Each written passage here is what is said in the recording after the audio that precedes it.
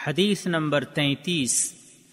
عن أبي موسى رضي الله عنه قال قال رسول الله صلى الله عليه وسلم المؤمن للمؤمن كالبنيان يشد بعضه بعضا۔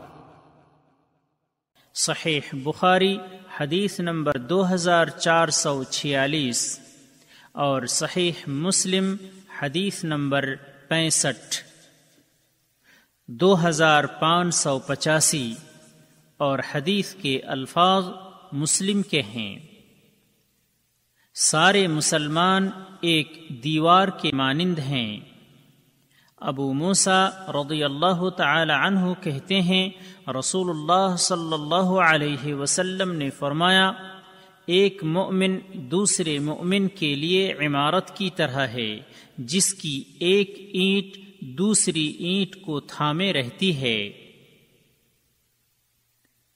فوائد نمبر 1، اس عظیم حدیث میں اس بات کی ترغیب ہے کہ تمام مسلمان باہم بھائی بھائی اور ایک دوسرے پر رحمت و شفقت اور محبت کرنے والے بن کر جئیں، اس لیے ان میں سے ہر ایک دوسرے کے لیے وہی پسند کریں جو اپنے لیے پسند کرتے ہوں۔ حدیث میں انہی خوبیوں کا بیان ہے۔ نمبر 2،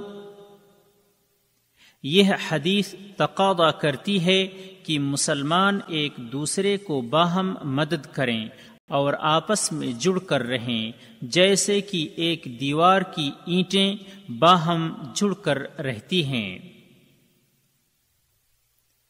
نمبر 3، یہ حدیث مسلمانوں کو مل جل کر اور کندھوں سے کندھا ملا کر رہنے اور نیکی اور تقوی کے کاموں میں باہم تعاون کرنے اور اتحاد و اتفاق اور سب مل کر اللہ کی رسی کو مضبوطی سے تھامنے کی دعوت دیتی ہے، اور فرقہ بندیوں اور ایک دوسرے سے لڑنے کی سختی سے منع کرتی ہے۔